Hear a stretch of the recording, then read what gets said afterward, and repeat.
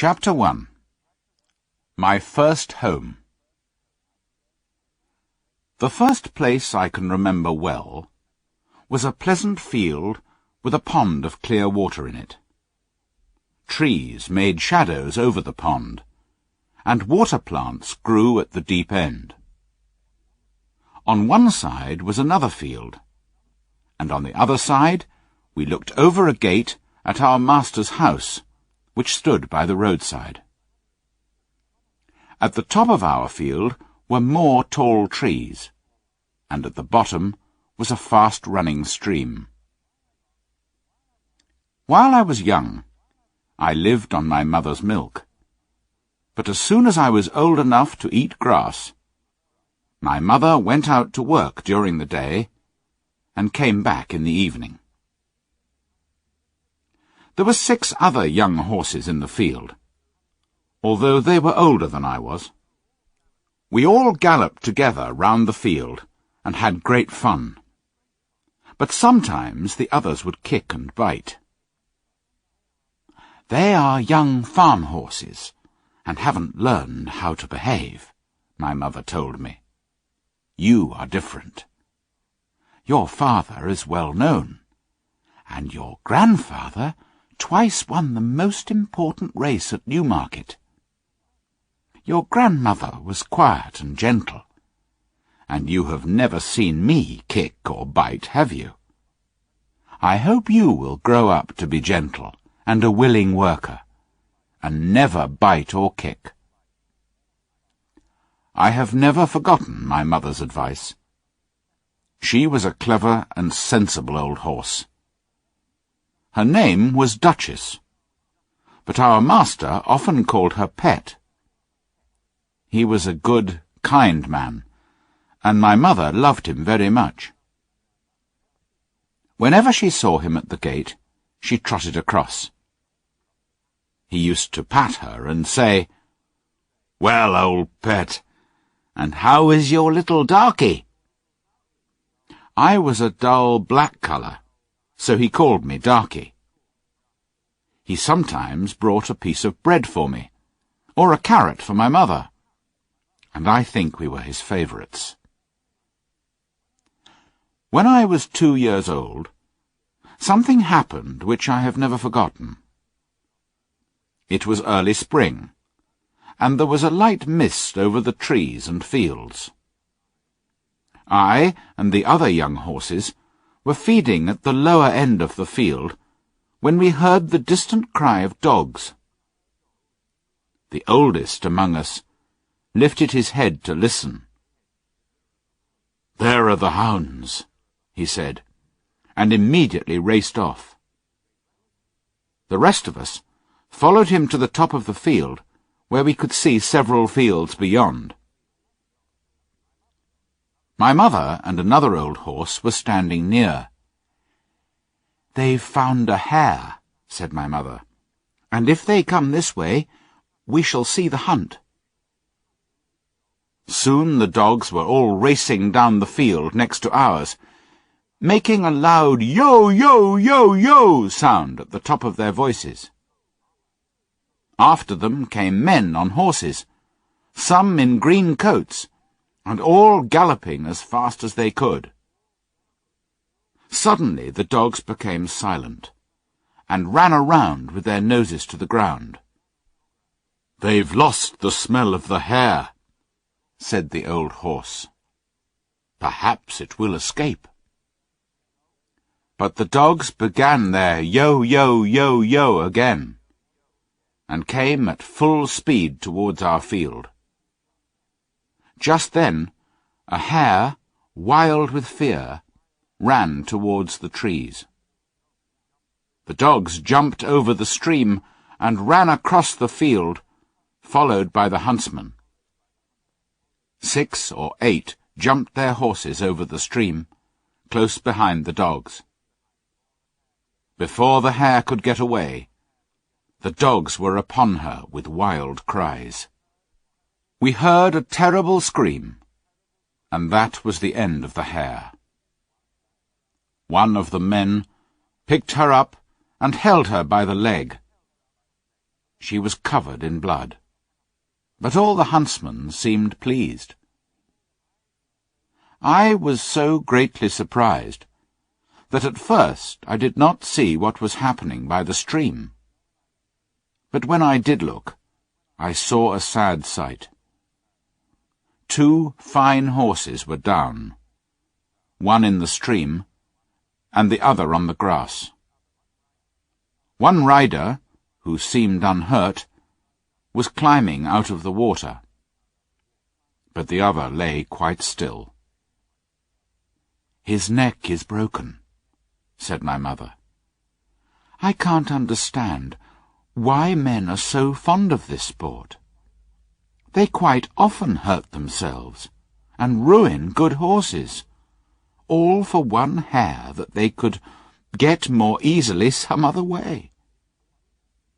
But we are only horses, and don't know why men do these things." They carried the dead rider to our master's house, and I heard afterwards that it was George Gordon, the only son of a local landowner, and a fine young man. A man from the village came to look at the black horse on the grass. The animal was in great pain, and one of his legs was broken. The man began to feel the horse all over. Then he shook his head. Someone ran to our master's house and came back with a gun. Soon after, there was a loud bang and a terrible cry. Then all was still. The black horse did not move again. My mother was very unhappy. "I've known that horse for years," she said. "His name was Rob Roy.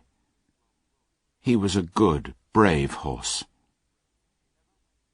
She never went near that end of the field again. Not many days after, we heard the church bell, and saw a long, strange black carriage pulled by black horses. They were taking the body of young George Gordon to the churchyard to bury him.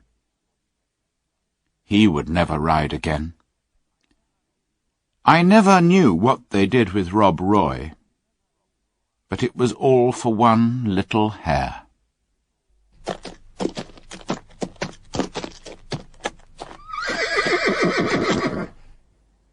Chapter 2. Birtwick Park. I was beginning to grow handsome. My coat was fine and soft, and was a shiny black.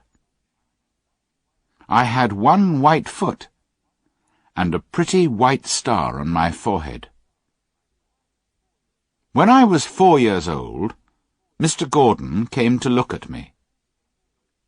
He looked closely at my eyes, my mouth, and my legs, and then I had to walk and trot and gallop for him. "When he's been trained," Mr. Gordon said to my master, "he will do very well." My master liked to train his horses himself before selling them, and the next day my training began. To train a horse is to teach him to wear a saddle, and to carry a man, woman, or child on his back. The horse must also learn to wear a collar, and to stand still when it is put on. Then to have a carriage fixed behind him, and to go fast or slow, whichever his driver wishes. He must never bite, or kick, or talk to other horses, and must always do what his master tells him, however tired or hungry he feels. Like all horses that have grown up, I had to wear a bit and bridle. A bit is a great piece of cold, hard metal, as thick as a man's finger, which is pushed into a horse's mouth between his teeth and over his tongue, with the ends coming out at the corners. It is held there by straps, which go over the horse's head, under his neck, round his nose, and under his chin. Reins, which the rider holds, are fastened to each end of the bit. Slowly, with my master's kind words and gentle ways, I learned to wear my bit and bridle. Next there was the saddle. My master put it on my back very gently, then fixed the straps under my body, speaking quietly to me all the time. Then one morning he got on my back and rode me round the field on the soft grass. He did this every day until I was used to it. Then he took me to the village, where a man fixed metal shoes onto each hoof. My feet felt heavy and strange, but I got used to this too. There were more new things to wear. First, a heavy collar on my neck, and a bridle with great side pieces against my eyes, called blinkers. With these on, I could only see in front of me. But in time, I got used to everything, and could do my work as well as my mother. For a fortnight, my master sent me to a neighbour's farm for another kind of training, which was very useful to me. One field was next to the railway, and had sheep and cows in it, and I was put in among them. I shall never forget the first train that thundered by, and how I galloped to the far side of the field, trembling with fear at this terrible noise. But after a few days, I cared as little as the sheep and cows when a train passed by. It was early in May when a man came to take me away to Mr. Gordon's house. My master said, "Goodbye, Darky. Be a good horse, and always do your best." I put my nose into his hand, and he patted me kindly. And then I left my first home. Mr. Gordon's house, which was called the Hall, stood in Birtwick Park, near the village. We went into the park through a large gate, then trotted along a smooth road between some trees to the house and gardens. Beyond this were the stables. There was room for many horses and carriages. My stable had 4 good stalls and a large window. It was very pleasant. The first stall was called a loose box, where a horse is not tied up all the time, but is free to move around as he likes. It is a great thing to have a loose box. The groom put me into it, and gave me some oats. Then he patted me, spoke kindly, and went away. In the stall next to mine stood a little fat grey pony. "Hello," I said. "What is your name?" "Merrylegs," he said, turning round. "I'm very handsome. I carry the young ladies on my back, and sometimes I take Mrs. Gordon out in one of the carriages. Are you going to live next to me in the box?" "Yes," I said. "Then I hope you are well behaved," he said.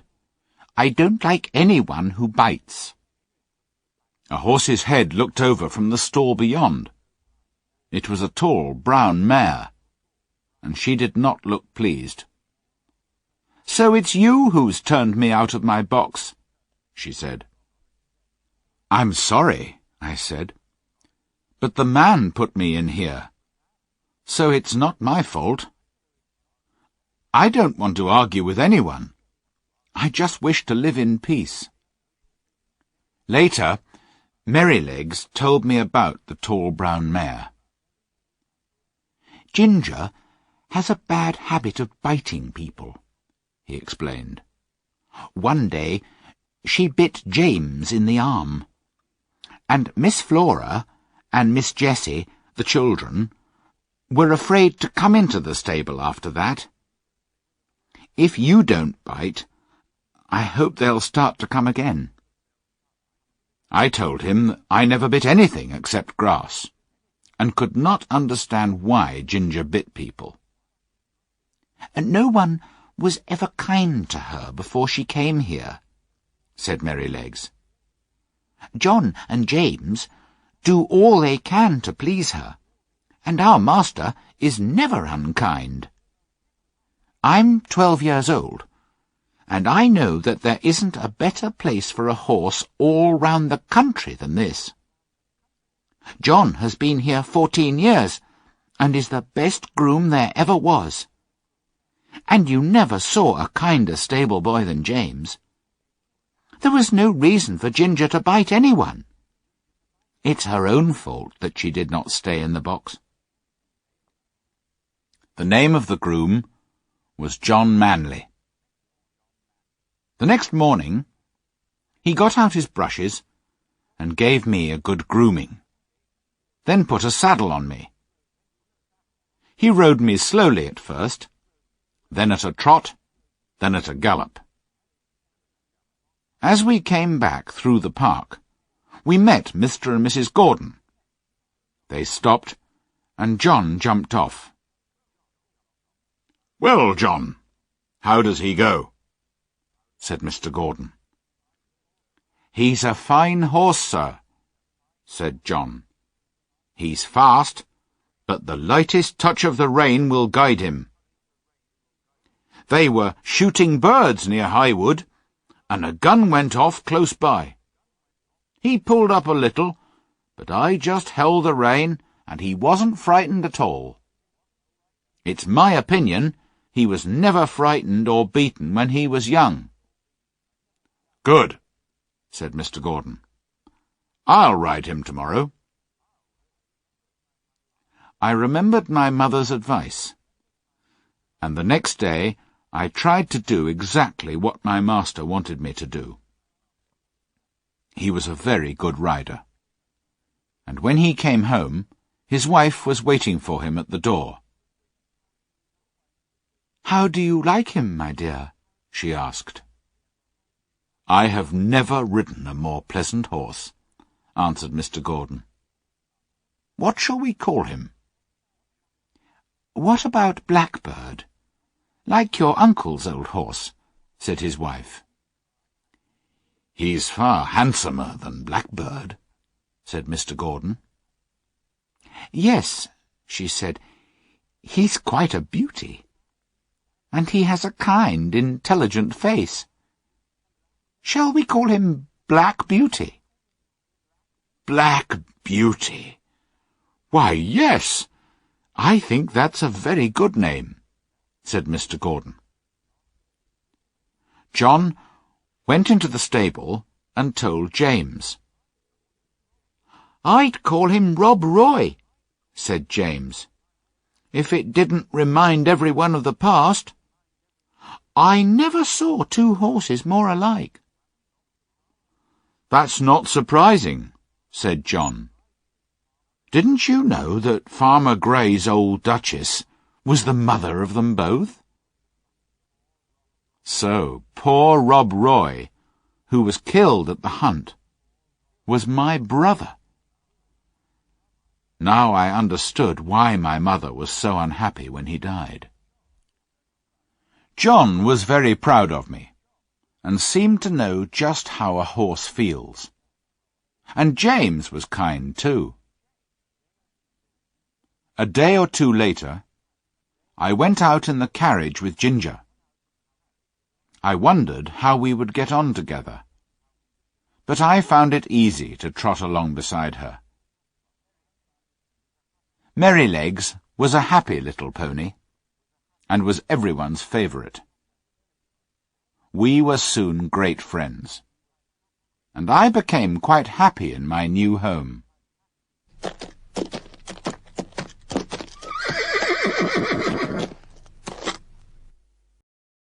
Chapter 3. Ginger's Story. What more could I want? Freedom. For the first 4 years of my life, I had a large field where I could gallop around at full speed, with no straps, no bit, and no blinkers.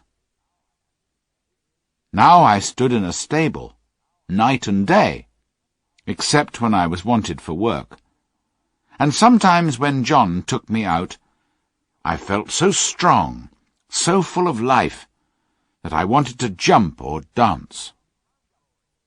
"Calm down, boy," he would say.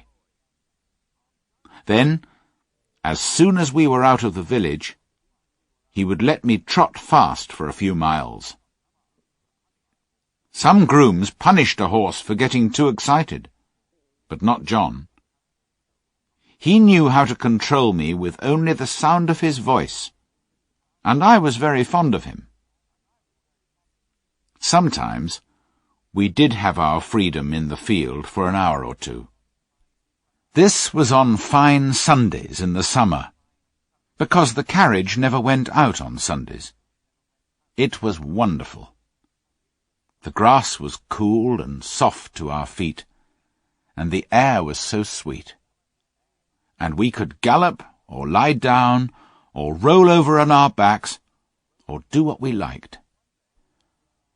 One day, Ginger asked me about my old home and my training. When I finished telling her, she said, "Life has been different for me. I was taken from my mother when I was young, and there was no kind master like yours to look after me. I had a bad time when I was trained. Several men caught me in a corner of the field, and one held my nose so hard that I could only just breathe. Then another pulled my mouth open to put the bit in, and I was pulled along and beaten from behind. They didn't give me a chance to understand what they wanted. The old master, Mr. Ryder, knew about horses, but he gave up most of the business to his son, who was tall and strong, but not gentle. They called him Samson, and he said that no horse could throw him out of the saddle. One day he made me run round the field on a long rein until I was very tired and miserable. The next morning he did the same again. Then he put a saddle and bridle on me, and a new kind of bit into my mouth. The new bit was very painful, and I pulled away and stood up on my back legs, which made him very angry. He stayed in the saddle and beat me with a whip. But after a long and terrible battle, I threw him off and galloped to the other end of the field. I watched him go into the stable, but no one came to fetch me. Time went on, and the sun was very hot. I was hungry and very thirsty. At last, just as the sun was going down, the old master came out with some oats. He spoke kindly, and held out the oats for me to eat, then patted me gently, and looked at the blood on my sides where Samson had whipped me. "Poor girl," he said, then led me to the stable. Samson was there. "Keep out of the way," said the master. "You've done a bad day's work for this horse, with your bad temper. A bad-tempered man will never make a good-tempered horse." He led me into my box, and took off my saddle and bridle. Then he called for some warm water, and gently cleaned the blood from my sides. After that, he often came to see me. But a man called Joe went on training me. He was quiet and thoughtful, and I soon learned what he wanted. After my training, Ginger went on, I was bought by a dealer to match another horse of my colour. But then we were sold to a man in London, who drove us with a bearing rein. A rein to hold our heads up unnaturally high, and to keep them there for hours and hours, until the pain was terrible. We had to wear 2 bits instead of 1, and mine was so sharp that it made my mouth bleed. Sometimes we waited for hours, while our master or mistress was at parties or the theatre, and if we weren't patient, the driver would whip us. "Didn't your master care about you at all?" I said. "Only about how we looked," replied Ginger. "He knew very little about horses. The driver told him I had a bad temper, but would soon get used to the bearing rein. I was willing to work and learn, but they were so cruel that it made me angry. Then I broke away from the carriage one day, and that was the end of that place. I was sold to another man, but he had a groom as bad-tempered as Samson. He hit me across the legs with his stable brush if I didn't move quickly. I hated him, and one day when he made me angry, I bit him. He never came into my stall after that, and I was soon sold again. A dealer heard of me, and said he thought he knew one place where I should do well. "It's wrong for a fine horse to go bad like that," he said. "And I was brought here, not long before you came. Of course, it's very different here. But who knows how long it will last? I've decided that all men are my natural enemies." I was sorry for Ginger. But as the weeks went on, she became happier and more gentle. "I do believe Ginger's getting quite fond of me," James said one day. "She'll be as good as Black Beauty one day," replied John. "Kindness is all she needs, poor thing."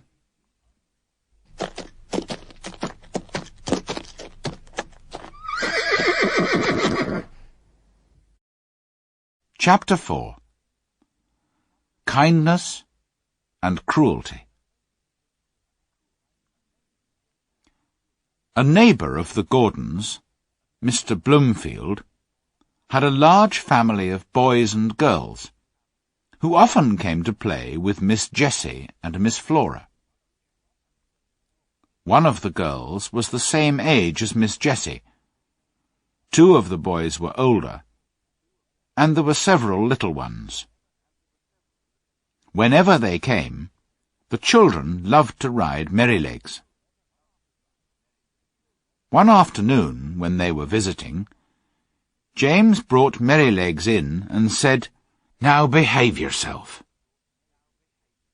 "What did you do, Merrylegs?" I asked him. "Those young people didn't seem to know when I was tired," he said. "So I just threw them off backwards. It was the only thing they could understand." "You threw the children off?" I said. "Oh, no. Did you throw Miss Flora or Miss Jessie?" "No, of course not. I'm quiet and careful with them, and with the little ones. I'm the best friend and riding teacher those children have," "It's not them. It's the boys," he said. "The other children rode me for nearly 2 hours. Then the boys rode me, one after the other, for an hour, hitting me with a stick. I didn't get annoyed, but I did get tired, so I stopped once or twice to let them know. But boys think a horse is like a machine, and can go on as long and as fast as they want it to. They never think that we get tired. As one was whipping me, I stood up on my back legs, and he fell off. He got on again, and I did the same. Then the other boy tried, and I put him down on the grass.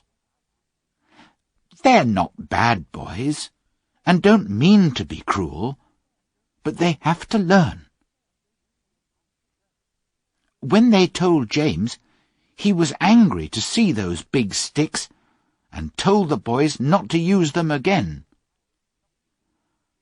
"I would give those boys a good kick," said Ginger. "I know you would," said Merrylegs. "But they expect me to look after those children, and they expect me to be good-tempered, and I will be. You never had a place where they were kind to you, Ginger, and I'm sorry for you. But good places make good horses, and I wouldn't make our people angry for anything. If I started kicking people, they would very quickly sell me, perhaps to someone cruel. I hope that never happens." I often wondered why Sir Oliver, the oldest horse in the stable, had so short a tail, only about 20 centimetres long. And one day I asked him, "Did you have an accident?" "It was no accident," he said angrily. "My long and beautiful tail was cut off when I was a young horse. At that time, some owners thought it was fashionable." "How terrible," I said. "Yes, terrible and cruel," said Sir Oliver. "Now I can never brush the flies off my sides or back legs, and all because of fashion.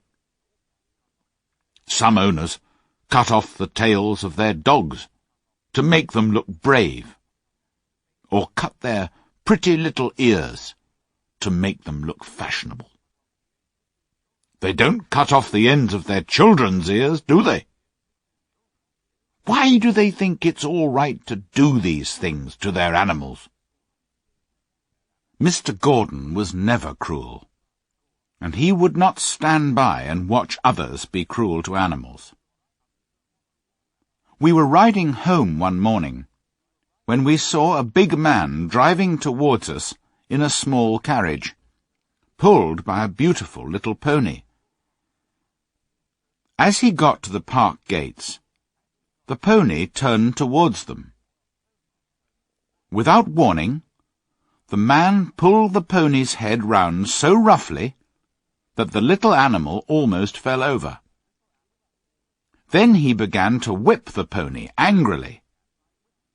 The animal tried to move forward, but the man held it back and continued to whip it. "Sawyer!" shouted my master. The man looked up. He was a builder, who often came to the park to do work. "He's too fond of going his own way," he told my master. "He's not supposed to turn in through your gates. The road is straight on." "You often drive that pony to my house," said my master.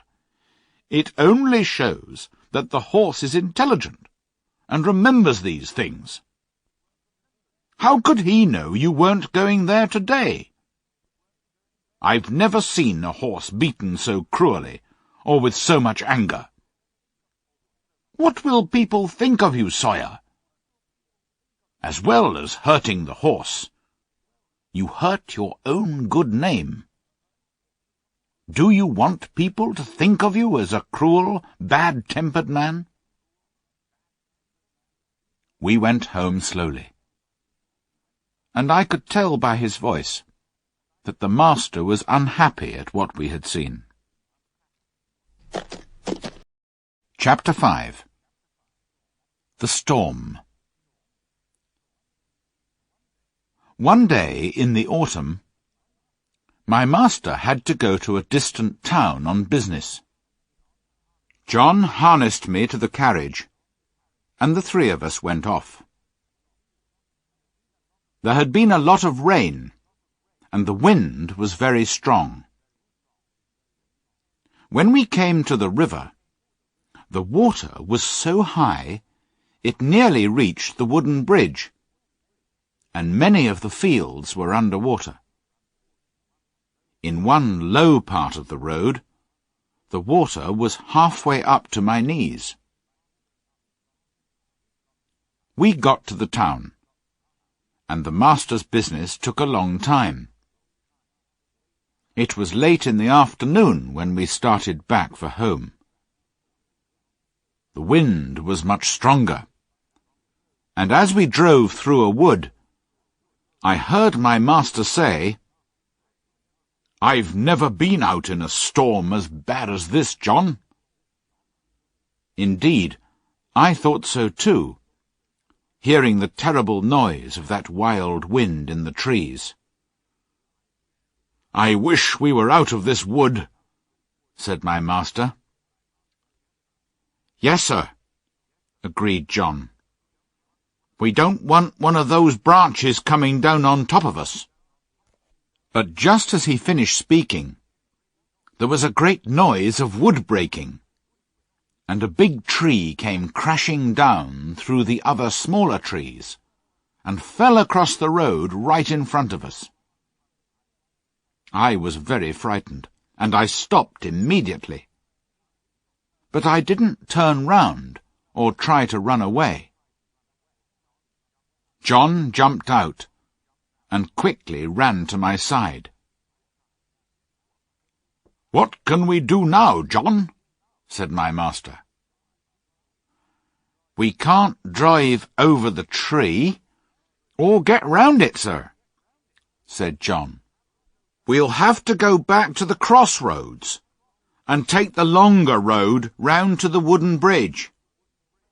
It will make us late, but the horse isn't tired." It was nearly dark when we got to the wooden bridge. We could see water over the middle of it, but this often happened when the river was high. But the moment my feet touched the first part of the bridge, I was sure something was wrong, and I stopped suddenly. "Go on, Beauty," said my master, and he touched me with the whip.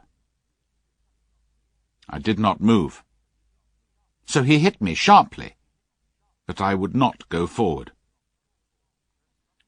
"There's something wrong," said John, and he jumped from the carriage and began to look round. He tried to lead me forward. "Come on, Beauty! What's the matter?" Of course, I could not tell him, but I knew the bridge was not safe. Just then, a man ran out of the house on the other side of the bridge.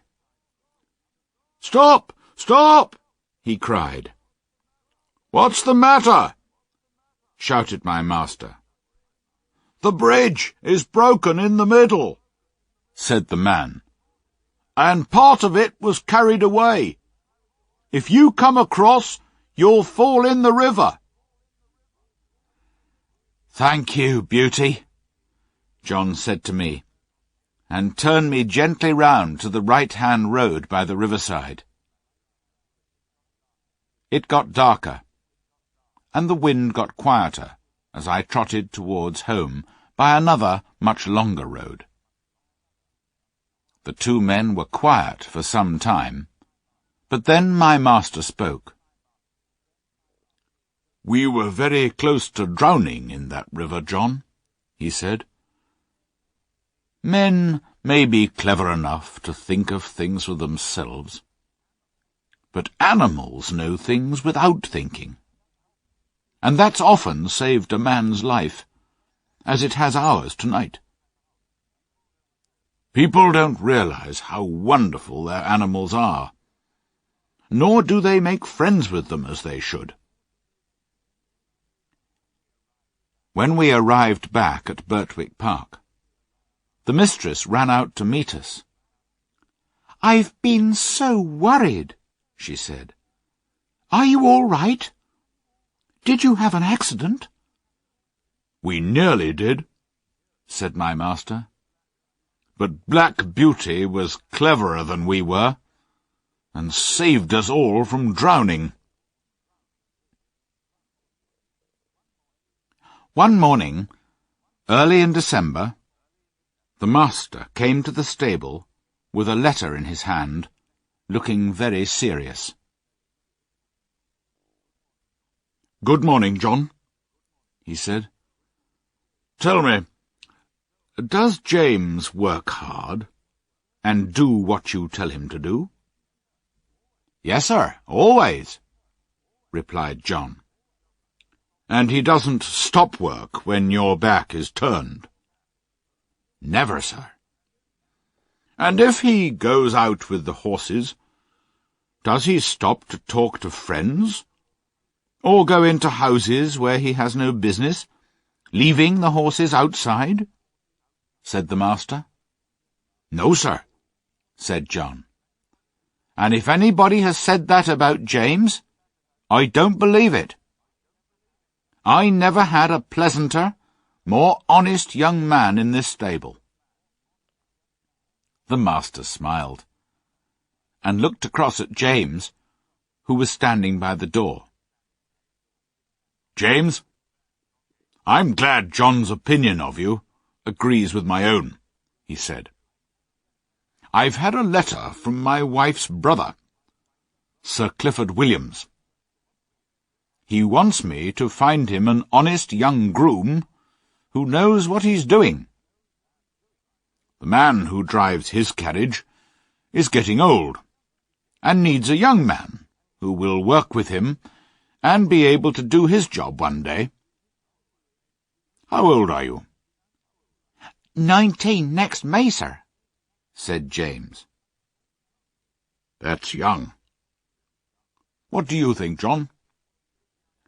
"It is young, sir," said John. "But he's tall and strong. He doesn't have much experience of driving, but he has a light touch and a quick eye." "Well, James," said the master, "talk to your mother at dinner-time, and let me know what you want to do." A few days later, it was agreed that James would go to Clifford Hall in a month, or 6 weeks, and for the next few weeks he drove the carriage. We went in and out of town, through busy streets, and to the railway station, where the road was narrow, and there were lots of other carriages hurrying to and from the station. Then my master and mistress decided to visit some friends who lived about 75 kilometres from our home. "You can drive us, James," said my master. Chapter 6. The Fire. The first day we travelled about 50 kilometres, but James drove carefully and made sure that Ginger and I were always on the smoothest part of the road. It was evening when we reached the hotel where we were going to stay that night. It was in the marketplace, and 2 stablemen came out to us. The chief stableman was a pleasant old man, and he led me into a long stable with 6 or 8 stalls in it, and 2 or 3 horses. The younger man brought in Ginger, and James watched while we were groomed. "I thought I was quick," James told the old stableman, "but you're quicker than anyone." "I've worked with horses since I was 12 years old, and I can tell you, it's good to be able to work with a well-behaved, well-cared-for animal like this," said the stableman, patting my neck. "Who is your master?" "Mr. Gordon of Birtwick Park," said James. "I've heard of him," said the stableman. "He's a good judge of horses, and the best rider in this part of the country." "He doesn't ride very often now," said James. "Not since the poor young master was killed." "I read about that in the newspaper," said the stableman. "A fine horse was killed too, wasn't it?" "Yes, an excellent horse," said James. "He was the brother of this one, and just like him." "Terrible," said the old man. "It was a bad place to jump, wasn't it? A man's life and a horse's life are worth more than a hare, or they should be." Later that evening, the younger stableman brought in another horse, and a young man with a pipe in his mouth came into the stable to talk to him. "Towler, go up and get some hay, and put it down for this horse, will you?" said the stableman. "But put down your pipe first." "All right," said the other man, and went up a ladder and through a little door. I heard him step across the floor over my head and push down some hay through a hole in the roof into the new horse's feeding place. James came in to look at us before he went to bed, and then the door was locked. I don't know how long I slept, or what time it was when I woke up, but the air seemed thick, and I heard Ginger and another horse moving about worriedly. It was quite dark, and I could see nothing. The stable was full of smoke, and it was almost impossible to breathe. The smoke seemed to come from the little door above me, and I could hear a strange noise up there. The other horses were now all awake, moving about restlessly. At last, I heard someone outside, and then the younger stableman ran in with a light. He began to untie the horses, and tried to lead them out. The first horse would not go with him, nor the second or third. He tried to pull me out, but he was so frightened himself that he frightened me, and I would not move.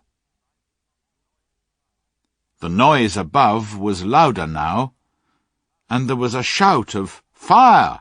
outside.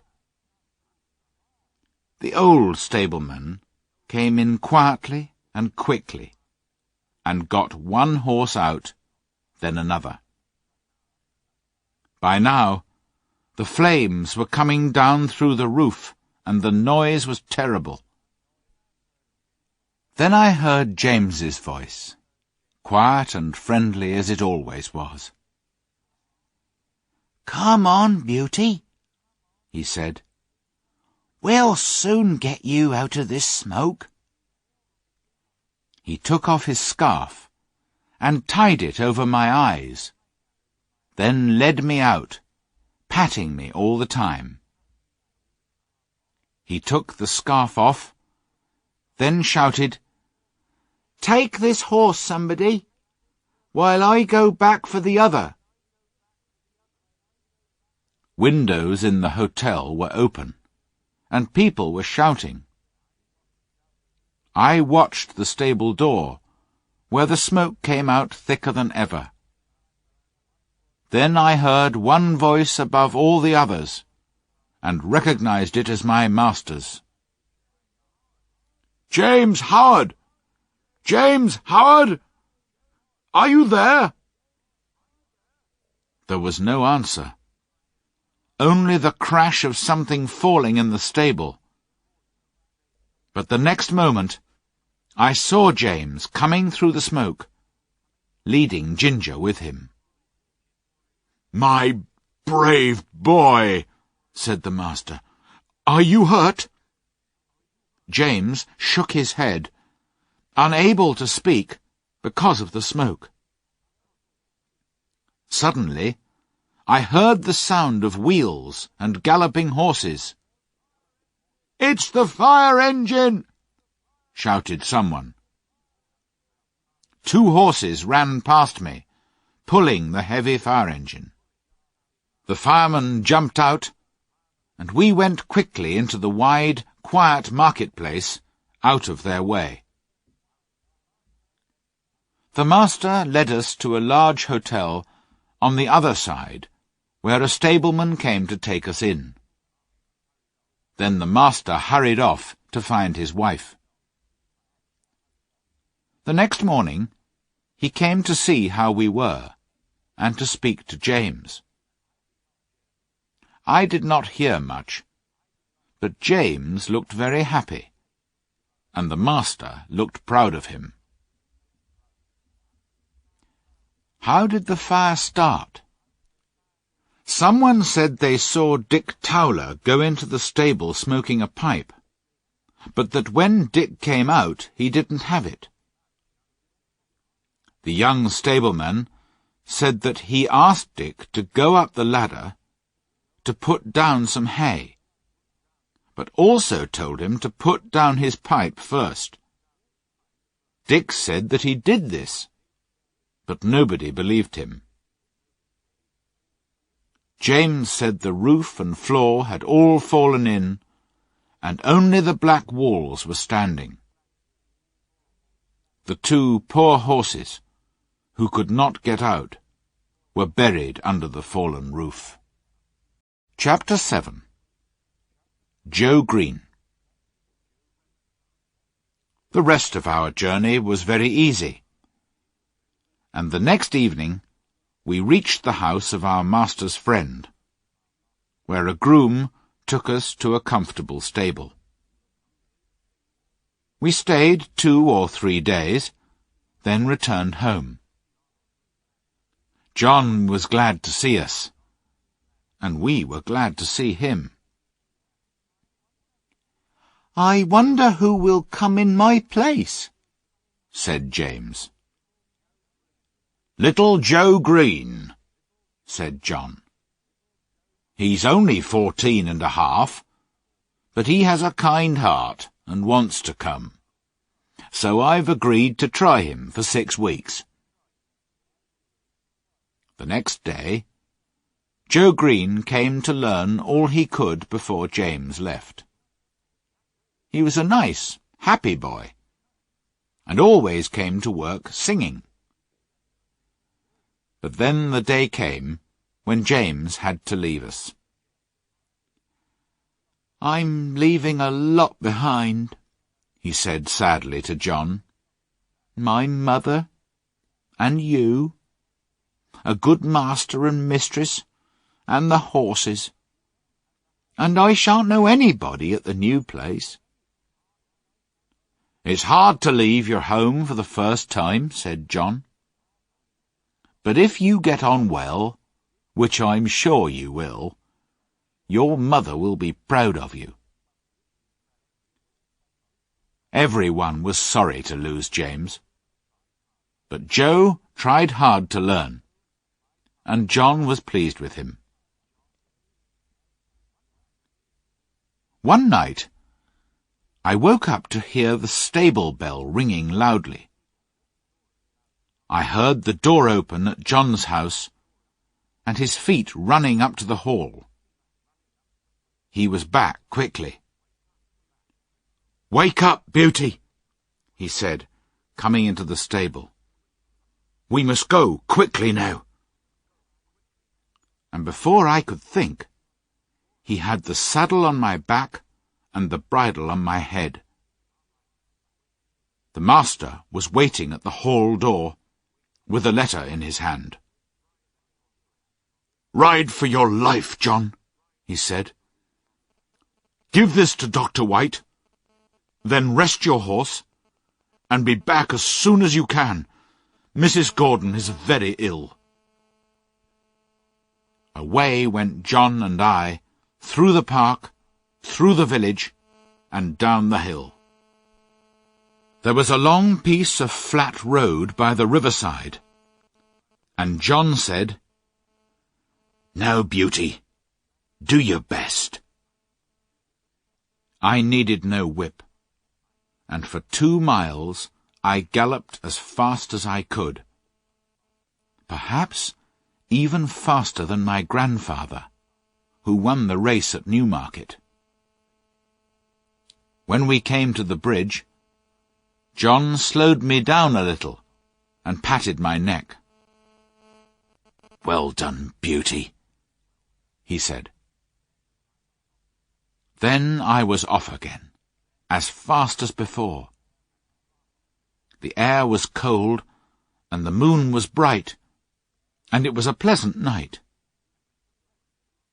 We went through a village, then a dark wood, then uphill, then downhill, and after 12 kilometres we came to the town. It was 3 o'clock when we stopped by Dr. White's door. John rang the bell, then knocked on the door like thunder. A window was pushed up, and Dr. White's head appeared. "What do you want?" he said. "Mrs. Gordon is very ill," said John. "You must come at once, or she'll die. Here's a letter." The doctor was soon at the door. "My horse has been out all day, and is exhausted. Can I take yours?" "My master told me to rest him," said John. "But take him if you think it's best, sir." "I'll soon be ready," said the doctor. John stood by me and patted my neck. I was very hot. Then the doctor came out with his riding whip. "You won't need that, sir," said John. "Black Beauty will go until he drops."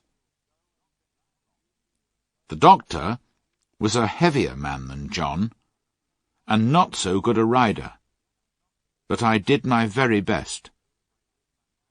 Joe was waiting at the gate, and the master was at the hall door. He did not say a word.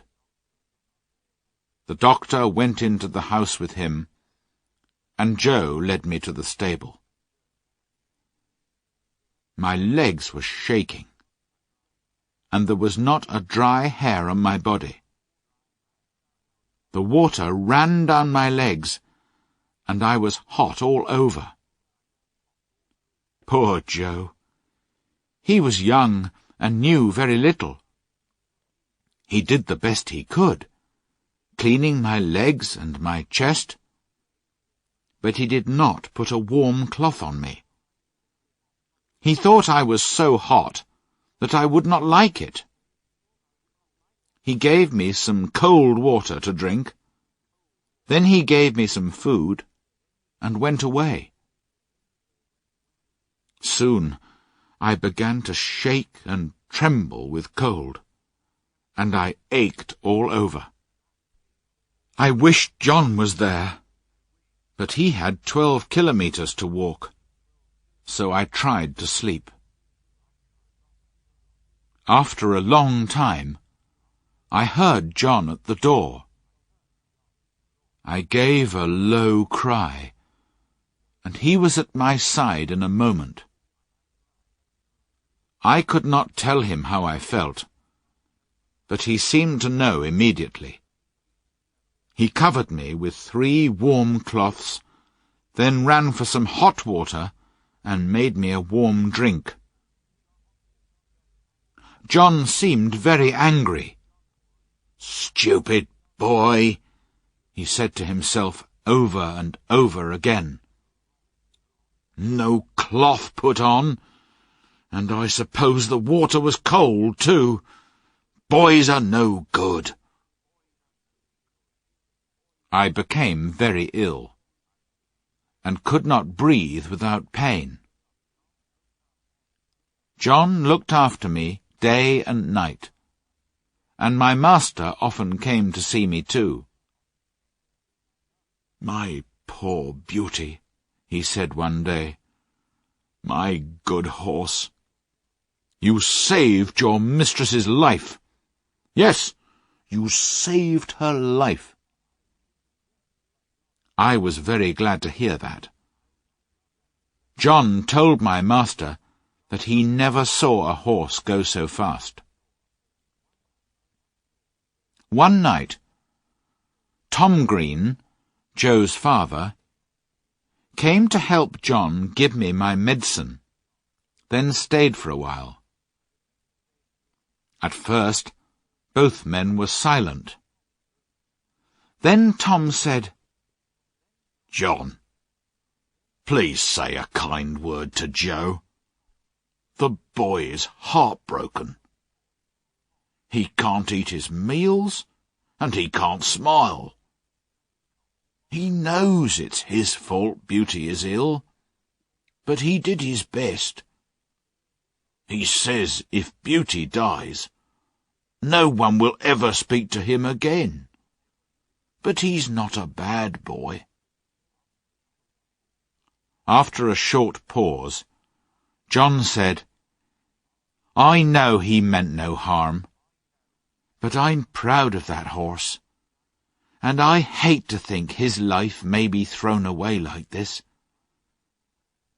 But I'll give the boy a kind word tomorrow, if Beauty is better." I heard no more of this conversation, as the medicine did well, and sent me to sleep, and in the morning I felt much better. Joe learned quickly after this, and was so careful that John began to give him many things to do. One day, John was out, and the master wanted a letter taken immediately to a gentleman's house about 5 kilometres away. He told Joe to saddle me and take it. The letter was delivered, and we were returning through a field where we saw a cart full of bricks. They were so heavy that the wheels of the cart were half buried in the soft ground, and the horses could not move the cart at all. The man leading the horses was shouting and whipping them without stopping. "Don't whip the horses like that," Joe shouted at him. "The wheels are half buried and won't move. I'll help you take some bricks out to make the cart lighter." "Mind your own business," said the man angrily. He was in a terrible temper, and more than half drunk. Joe turned me, and we galloped towards the house of the brickmaker, Mr. Clay. Joe knocked on the door. The door opened. "Hello, young man," began Mr. Clay.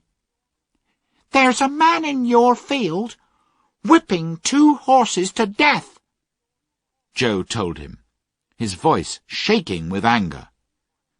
"I told him to stop, but he wouldn't. I offered to help him lighten the cart, but he refused. I think he's drunk. Please go, sir." "I will," said the man, and hurried off. When we got home, Joe told John all about it. "You did the right thing," said John. "Many people would ride by and say it was none of their business. But cruelty is everybody's business."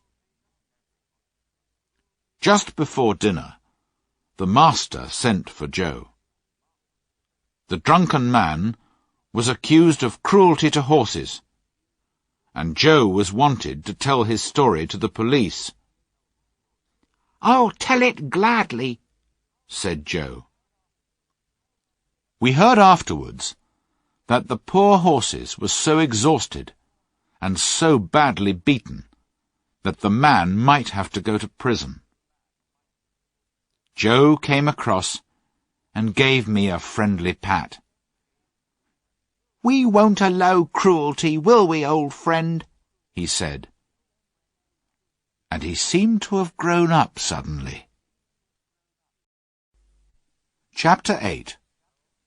Earl's Hall Park. I lived at Birtwick Park for 3 happy years. But then changes came. Our mistress was often ill, and the doctor advised her to go and live in a warm country for 2 or 3 years. Everyone was very sorry, but the master immediately started making arrangements to leave England. John did his work silently and sadly, and Joe didn't sing any more. Then we heard that the master had sold Ginger and me to an old friend of his, Lord Grey. Merrylegs was given to the neighbour, Mr. Bloomfield, and Joe was employed to look after him.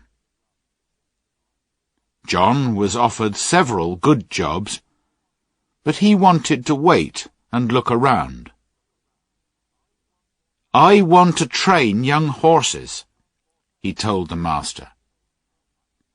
"I cannot think of anyone more suitable for that work than you, John," said the master. "If I can help you in any way, write to me." The next morning, John took Ginger and me to Earl's Hall Park, where Lord Grey lived. There was a very fine house and lots of stables.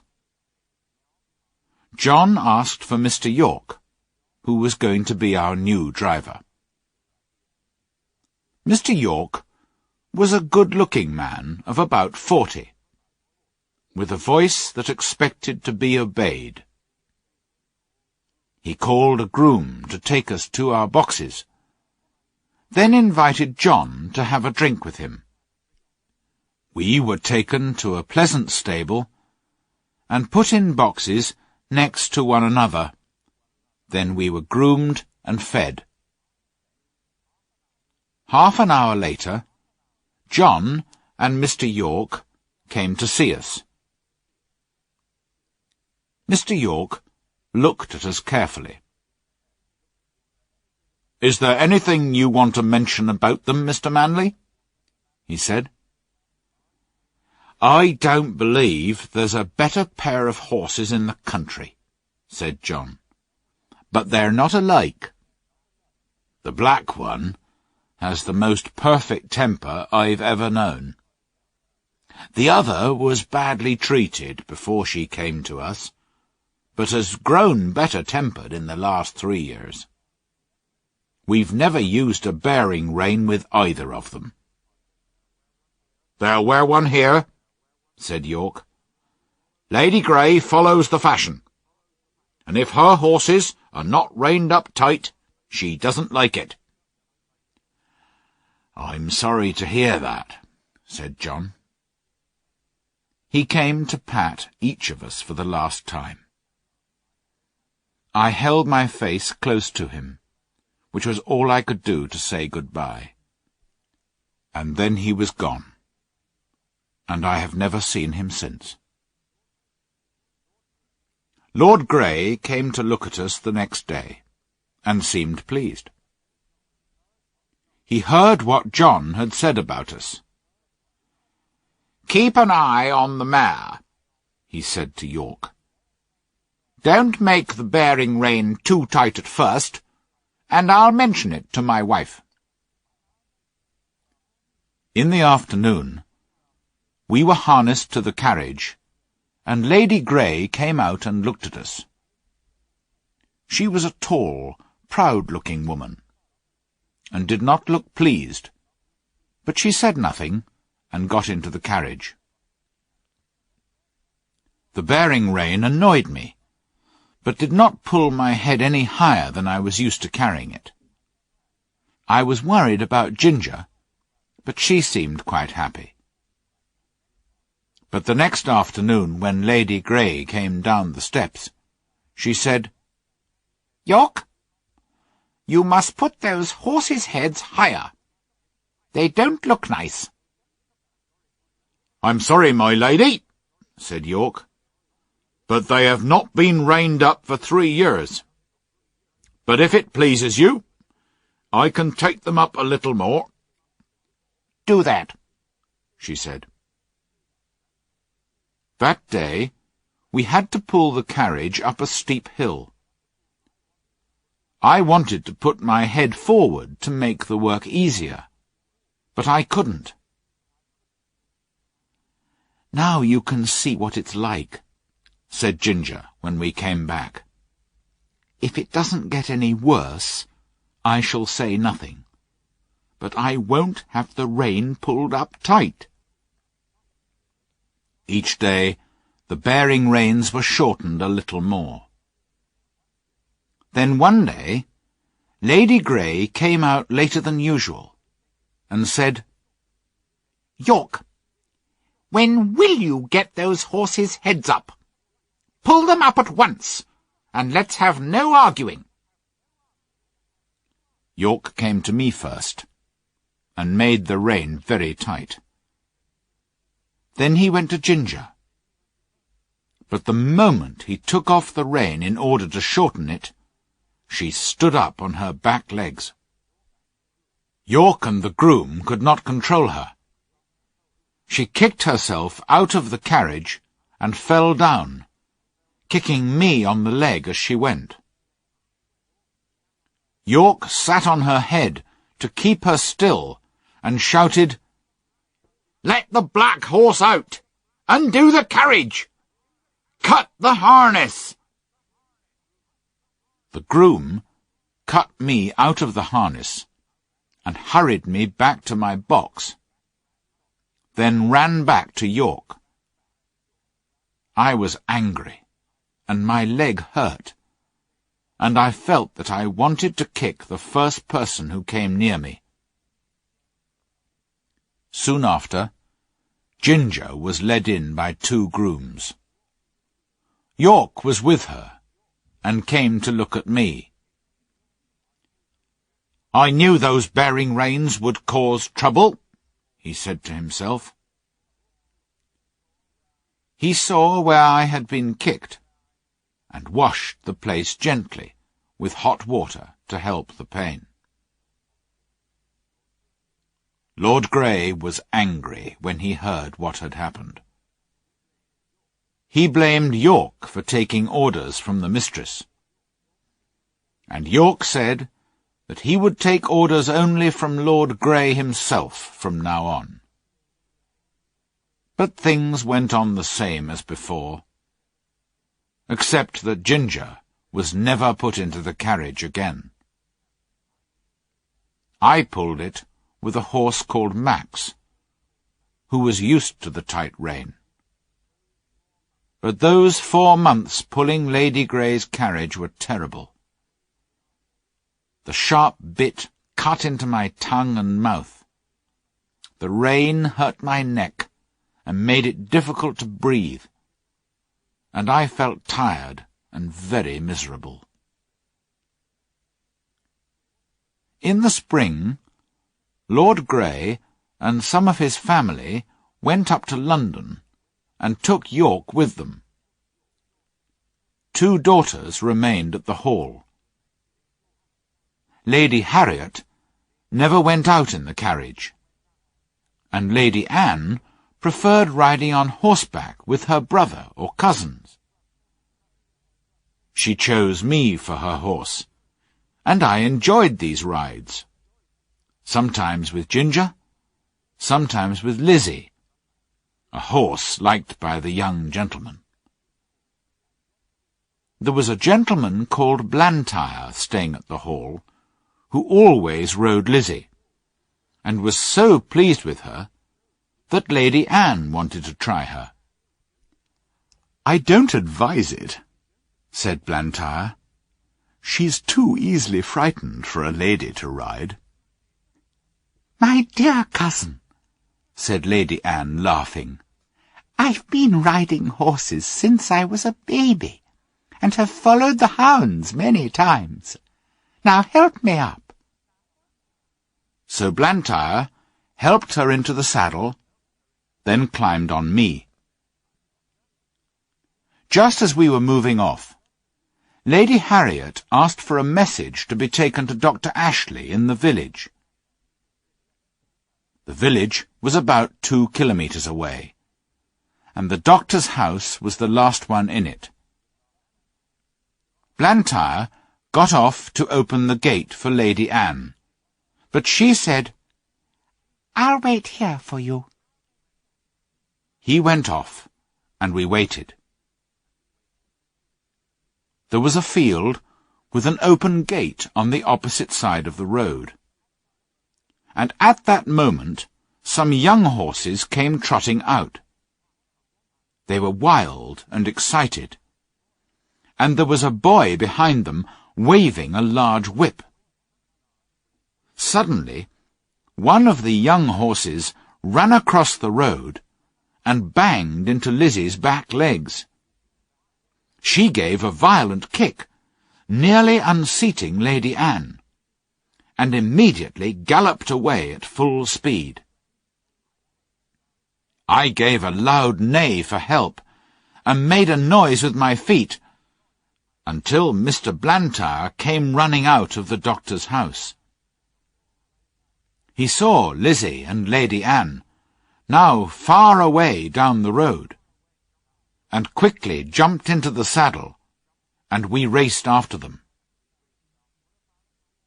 For about 2 kilometres, the road was straight. Then it turned to the right, before becoming 2 roads. Long before we came to the bend, Lady Anne was out of sight. Which way had she gone? A woman was in her garden, looking up the road. "Which way?" shouted Blantyre. "To the right," cried the woman. Away we went, up the right-hand road. We saw her for a moment. Then she was gone again round another bend. Several times we saw her, but lost her again. Then we came to some rough land, very uneven and full of holes in the ground, the worst possible place for galloping. On this open ground, we could now see Lady Anne clearly, her long hair flying out behind her in the wind, and slowly we began to catch up. There was a wide ditch ahead, and I was sure it would stop them. But without a pause, Lizzie jumped it, and fell. I cleared the ditch, and landed safely. Lady Anne was lying on the ground, not moving. Blantyre jumped down beside her, and called her name, but there was no reply. Her face was white, and her eyes were closed. "Annie, dear Annie, do speak," he cried. There were 2 men cutting grass close by, and they saw Lizzie galloping away without a rider, and came across. "Can you ride?" Blantyre asked one of them. "I'm not a good horseman, sir," he said, "but I'll do my best." "Ride this horse to the doctor's, and ask him to come immediately. Then go on to the hall," said Blantyre. "Tell them all you know, and ask them to send a carriage." The man climbed into my saddle, and we galloped off. I tried not to shake him about too much, and he soon discovered that he needed no whip. There was a lot of excitement at the hall when they heard what happened. I was put into my box, the saddle and bridle were taken off, and a cloth was thrown over me. 2 days later, Blantyre came and patted me. "You did well," he said. "I'm sure you knew Annie was in danger. She must ride only you from now on." From this, I knew that my young mistress was out of danger, and would soon be able to ride again. Chapter 9. The Accident and New Masters. A man called Reuben Smith looked after us while York was in London. He was gentle and clever with horses, and an excellent driver. But he had one fault. He sometimes drank too much. For weeks or months he was all right. But then, without warning, he would begin to drink heavily and behave badly. But he was a useful man, so York had kept quiet about Smith's drinking, saying nothing to Lord Grey. Then one night Smith drove some ladies and gentlemen home from a party, and was so drunk that he could not hold the reins. York could not hide this, and Lord Grey told Smith to leave.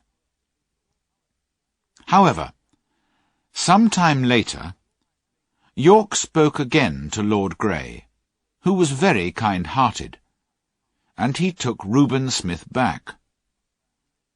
Smith promised never to get drunk again, and kept his promise, and because of this he was told to look after the stables while York was away. One day the carriage needed some repairs, so it was arranged that Smith would take it to town, leave it at the carriage-maker's, and then ride me back again. Mr. Blantyre wanted to go to the station, so he went with us. At the station, Mr. Blantyre gave Smith some money and said, "Take care of Lady Anne, Reuben, and don't let anyone else except her ride Black Beauty." We left the carriage at the maker's, and Smith rode me to the White Lion Hotel. He told the stableman to give me some food and have me ready for 4 o'clock. One of my front shoes was loose, but the stableman did not see it until 4 o'clock. Smith came back at 5, and said he would now leave at 6, because he'd met some old friends. The stableman told him about the loose shoe. "It'll be all right until we get home," said Smith. He finally came back at 9 o'clock, shouting loudly, and in a very bad temper. We left, and almost immediately he began to gallop, often giving me sharp cuts with the whip, although I was going at full speed. Before we were out of the town, my shoe came off. but Smith was too drunk to notice. It was very dark, and on the rough road at that speed, my foot was soon cut and bleeding from the sharp stones. I could not go on. The pain was too great, and I fell violently on both my knees. Smith was thrown off. He tried to get up, but couldn't. Then he lay still. I could do nothing but wait. It was nearly midnight when I heard a horse's feet and the wheels of a carriage. I neighed loudly, and was very happy to hear an answering neigh from Ginger, and men's voices. Then the carriage came out of the darkness and stopped. 2 men jumped down beside Smith. "It's Reuben," said one. "And he's not moving, Robert." "He's dead," said Robert, touching Smith. "His hands are cold, and his head is covered with blood." They looked at me and saw my cut knees. "The horse has been down and thrown him," said Robert. He tried to lead me forward, but I almost fell again. "He's bad in the foot, too. No wonder he went down, riding over these stones without a shoe." "Reuben was drunk, Ned. He would never ride a horse without a shoe unless he was drunk." Ned took Smith's body back in the carriage, and Robert tied his handkerchief round my foot and led me slowly home. No one blamed me for the accident. The owner of the White Lion Hotel said that Reuben Smith was drunk when he left. But I had to leave Earl's Hall, and so did Ginger. For a month or 2, I was allowed to live out in a field, and one day Ginger was brought in to join me. She had been ruined by the hard riding of Lord Grey's son, and after 12 months' rest she was going to be sold. And although my knees got better, they looked very ugly, and so I was no longer suitable for a fashionable family. It was very pleasant being in the field with Ginger, but one day Robert came in and took me away. We were both very sad to say good-bye to each other, Ginger and I. I was sold to a man in Bath, who kept many horses and different kinds of carriages for hire. I was a job horse, and all kinds of people hired me. Some were good drivers, others were very bad. Then one man persuaded my master to sell me to a friend of his, who wanted a safe, pleasant horse for riding. And so, that summer, I was sold to Mr. Barry. Mr. Barry knew very little about horses, but he hired a comfortable stable for me, and a man called Filcher to look after me.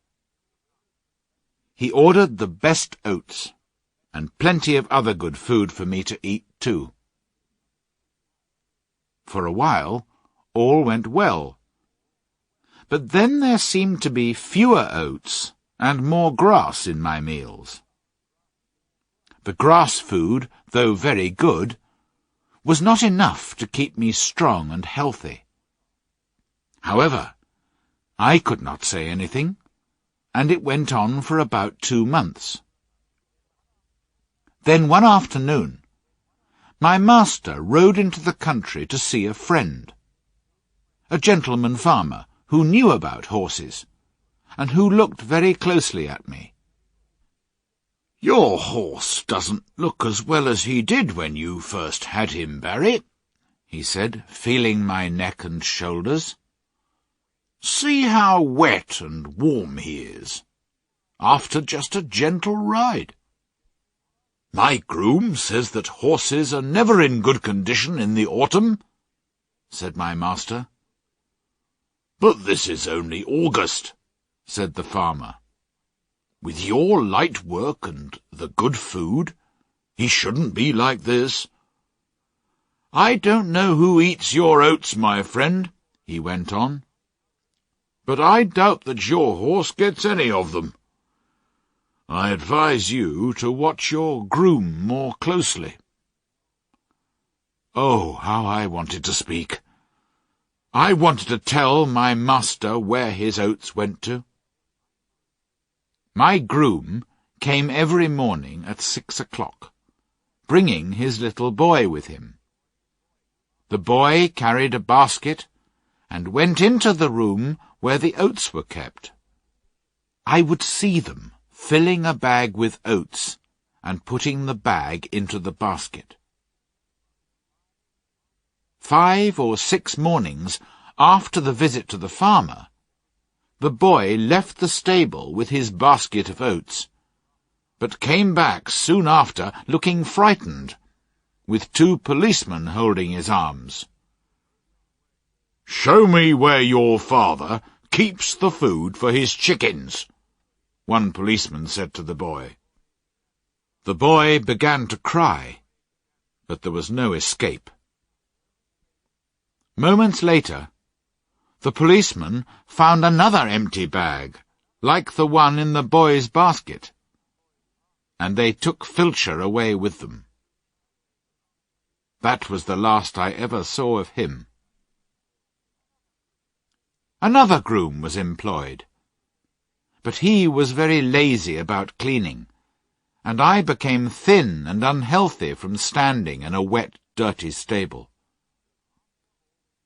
After all this trouble with grooms, Mr. Barry decided to stop keeping a horse, and I was sent to a horse fair, a place where hundreds of horses were bought and sold, and more lies were told, I think, than in any other place in the country.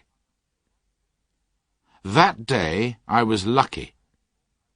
I was bought for £25 by a man called Jeremiah Barker, but everyone called him Jerry, and I shall do the same. Chapter 10. A London Cab Horse. Jerry Barker was a small man, but well-made and quick in all his movements. He lived in London and was a cab driver. Jerry's wife, Polly, was a little woman, with smooth, dark hair and dark eyes. His son, Harry, was nearly 12 years old, and was a tall, good-tempered boy. His daughter, Dolly, was 8, and she looked just like her mother. Jerry had his own cab and 2 horses, which he drove and groomed himself. His other horse was a tall, white animal called Captain. The next morning, Polly and Dolly came to see me. Harry had helped his father since early that morning, and had already decided that I would be a good horse. Polly brought me a piece of apple, and Dolly brought me some bread. "We'll call him Jack, after the old one," said Jerry. "Shall we, Polly?" "Yes," she said. "I like to keep a good name going." Captain went out in the cab all morning, and I went out in the afternoon. Jerry took a lot of care to make sure that my collar and bridle were comfortable, and there was no bearing rein. We went to the cab stand, where the other cabs were waiting for passengers, and took our place at the back of the last cab. Several of the other drivers came to look at me. "Too handsome," said one. "You'll find something wrong with him one morning." Then a man in a grey coat and grey hat came up. His name was Grant, and he looked a happy, sensible kind of man. He had been longer on the cab stand than any of the other men, so they let him through to have a look at me, and waited for his opinion. He looked me all over very carefully, then said, "He's the right kind for you, Jerry. I don't care what you paid for him. He'll be worth it." My first week as a cab horse was very hard. I was not used to London. The noise, the hurry, the crowds of horses, carts and carriages. But Jerry was a good driver, and soon discovered that I was willing to work and do my best. He never used the whip on me, and we soon understood each other as well as a horse and man can do. Jerry kept his horses clean, and gave us plenty of food and fresh water, and on Sundays we rested. I never knew a better man than my new master. He was kind and good-tempered, like John Manley. Harry was clever at stable work, and always wanted to do what he could. Polly and Dolly came in the morning to brush out the cab and to wash the glass, while Jerry gave Captain and me a grooming. There was a lot of laughing and fun between them, which all helped to keep Captain and me happy. The family came early in the morning, because Jerry did not like lateness. It always made him angry when people wanted him to drive hard because of their own lateness. One day, 2 wild-looking young men called to him, "Cabby, hurry up! We're late for our train at Victoria. Get us there in time for the 1 o'clock train, and we'll pay you double." "I will take you at the usual speed, gentlemen," said Jerry. "Extra money doesn't pay for extra speed." Larry's cab was standing next to ours. He opened the door and said, "I'm your man, gentlemen. My horse will get you there all right." And as he shut them in, with a smile at Jerry, he said, "He always refuses to go faster than a trot." Then, whipping his horse hard, he went off as fast as he could. Jerry patted me on the neck. "Extra money won't pay for that kind of thing, will it, Jack?" he said. Although he was against hard driving to please careless people, he always went at a fair speed, and was not against going faster if there was a good reason. I remember one morning we were on the stand waiting for a passenger when a young man carrying a large suitcase went by. He stepped on a piece of apple which lay in the road, and fell down heavily. Jerry ran across the road and helped him up, then took him into a shop to sit him down. Some time later, the young man, looking white and ill, came out again and called Jerry. So we went across the road. "Can you take me to the South Eastern Railway?" he said.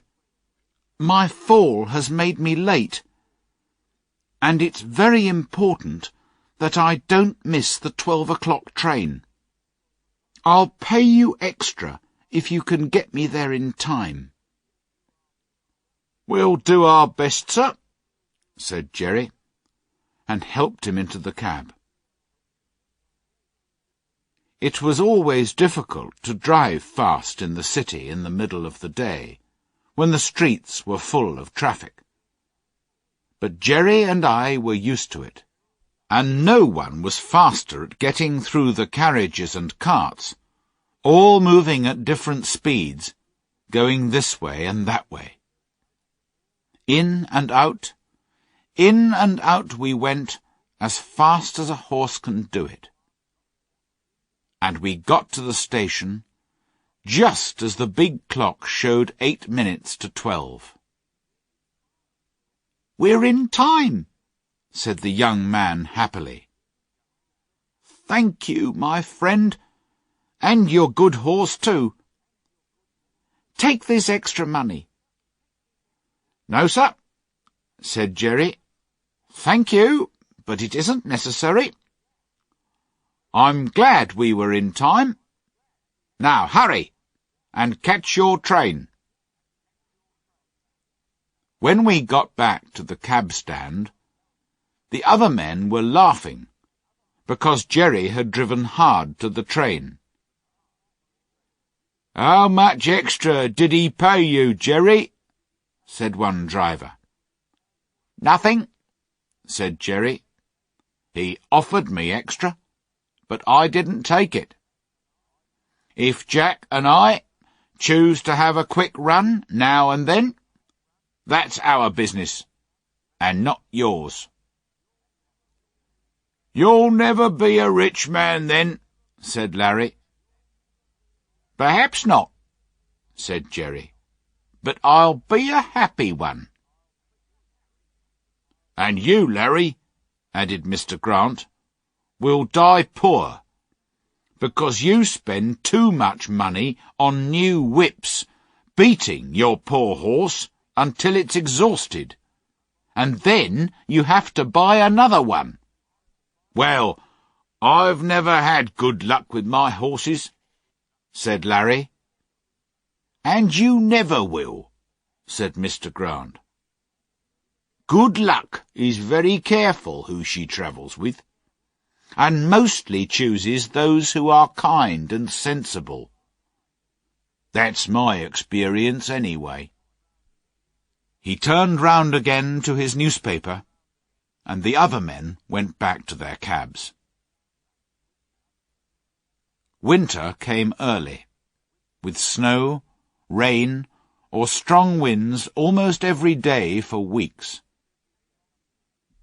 Jerry sometimes went to a coffee shop near the cab stand, and sometimes Dolly came with some hot soup that Polly had made for him. One cold, windy day, Dolly was waiting for Jerry to finish his soup when a gentleman came towards us.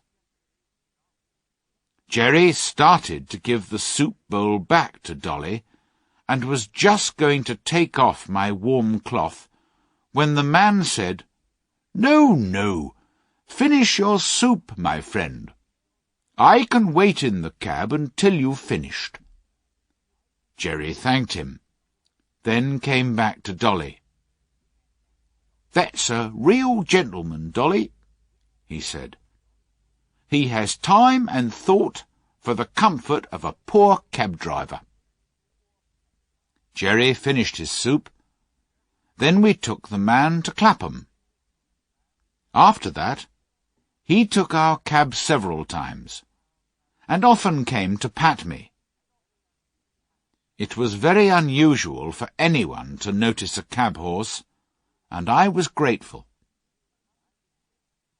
Another day, the gentleman saw a cart with 2 horses standing in the street. The driver was not with them, and I don't know how long they had been standing there. However, they decided to move on a few steps. Suddenly, the cart driver ran out of a building and caught them.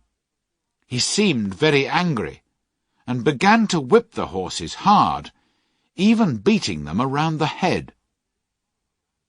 Our gentleman saw him, and walked quickly across. "Stop that at once, or I'll call the police," he said. The driver was drunk, and he began to shout, but he stopped whipping the horses. Meanwhile, our gentleman wrote down the name and address that was on the side of the cart. "Why do you want that?" shouted the driver. Our gentleman didn't answer. He came back to the cab. "Many people have thanked me for telling them how their horses have been used," he told Jerry. "I wish there were more gentlemen like you, sir," said Jerry. "They are needed in this city." Chapter 11. Goodbye to Old Friends. One day, we were waiting outside one of the London parks when a dirty old cab drove up beside ours. The horse was brown, with bones that showed through her coat. I was eating some hay, and the wind took a little of it her way. The poor animal put out her long, thin neck and picked it up, then turned and looked for more. There was a hopeless look in her dull eye, and I wondered where I'd seen her before. Then she looked straight at me. "Black Beauty, is that you?" she said. It was Ginger. But how different she looked. Her face, which was once so full of life, was now miserable and full of pain, and her breathing was very bad. I moved closer to her so that we could have a quiet talk, and it was a sad story that she told me. After 12 months' rest at Earl's Hall, she was considered to be ready to work again, and was sold to a gentleman. She got on well for a little while, but after a long gallop one day, she became ill again. She was rested, was seen by a horse doctor, then sold. In this way, she went from owner to owner several times, each one poorer than the one before. So, at last, I was bought by a man who keeps a number of cabs and horses, and hires them out," said Ginger. "You look happy and comfortable with life as a cab horse, and I'm glad. But it's different for me. They whip me and work me 7 days a week. They say that they paid more for me than I was worth, and now they're trying to get their money back by working me until I drop." "You used to stand up and fight when people were cruel to you," I said. "Yes, I did once," said Ginger. "But men are stronger than we are, and if they're cruel and have no feelings, then there's nothing we can do about it. Oh, I wish the end would come." I wish I was dead. I was very sad. I put my nose against hers, but could find nothing to say that would cheer her up. I think she was pleased to see me, because she said, "You're the only friend I ever had." A few weeks after this, a cart with a dead horse in it passed by our cab stand. It was a brown horse, with a long, thin neck, and I believe it was Ginger. I hoped it was, because then her troubles would be over. There was one day when we were very busy. First, a fat gentleman with a large bag wanted to go to Bishopsgate Station. Then we were called by a lady who wanted to be taken to Regent's Park. Then a man jumped into the cab and called out, "Bow Street Police Station, quick!" After another journey or two, we came back to the cab stand, and Jerry gave me some food, saying, "We must eat when we can on days like this, Jack." And he took out the meat and bread Polly had given him. But neither of us had eaten many mouthfuls before a poor young woman came along the street. She was carrying a child, and she looked lost and worried.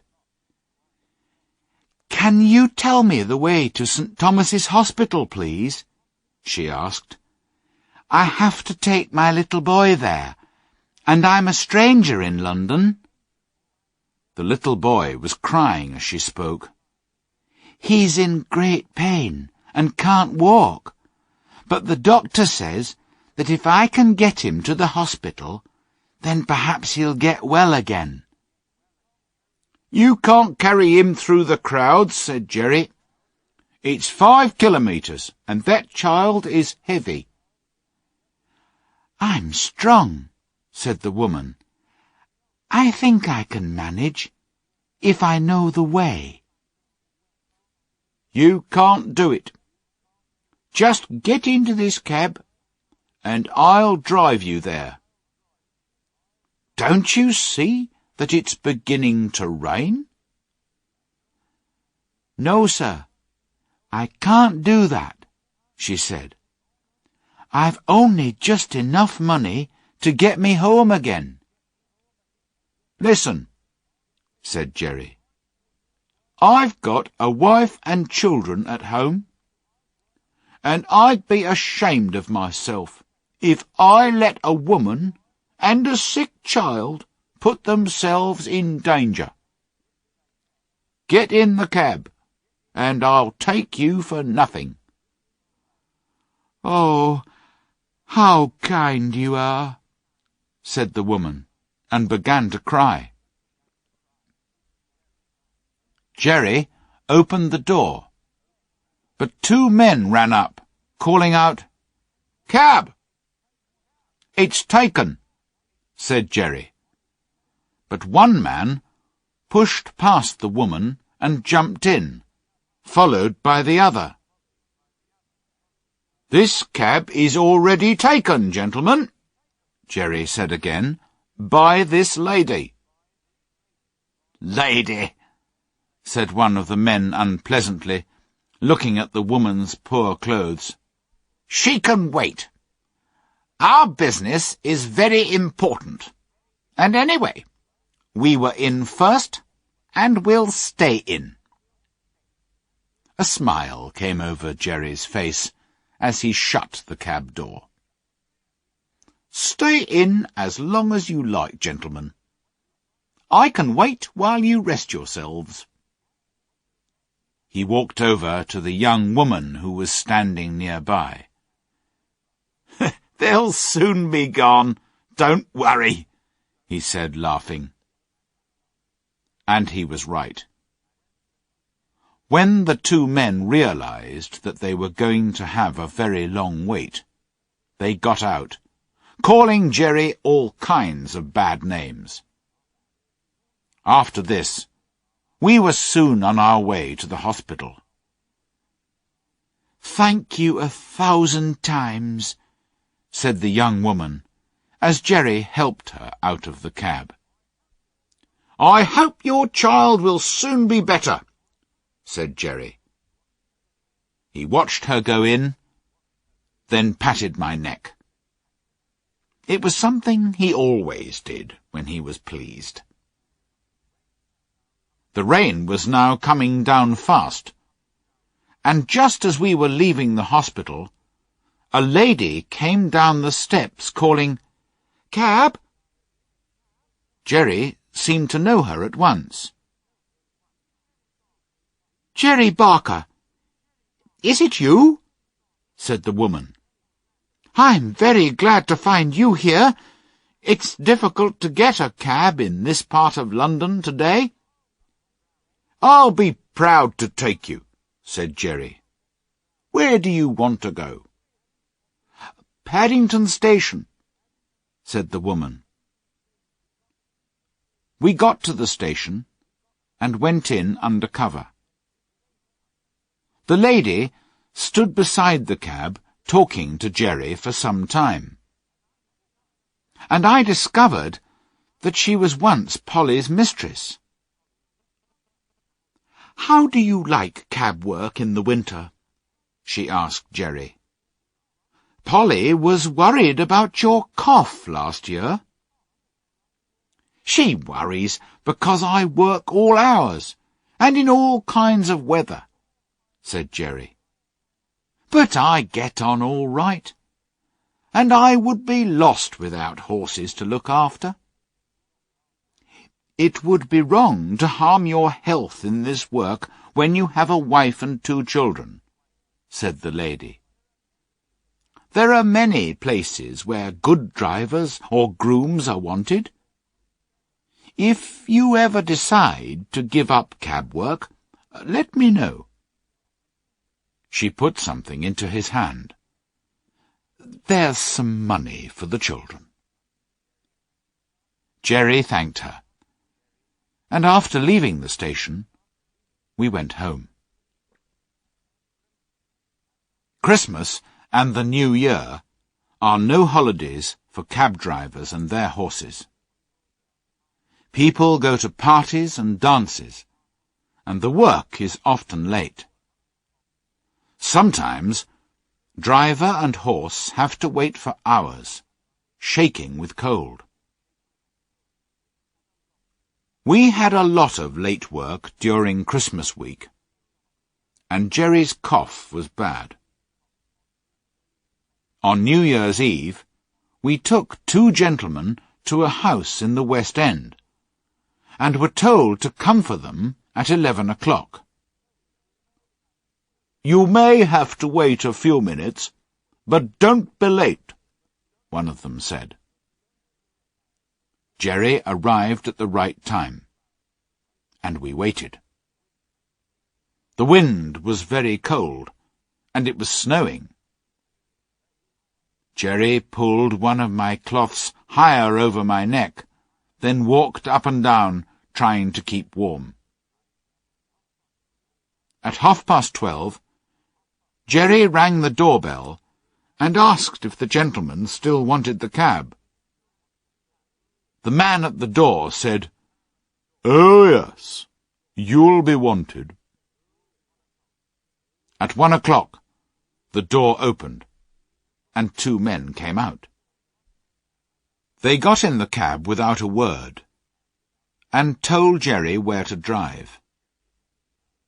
It was 3 kilometres away, and when the men got out, they didn't say they were sorry for the long wait, but they were angry when Jerry made them pay for the extra waiting time.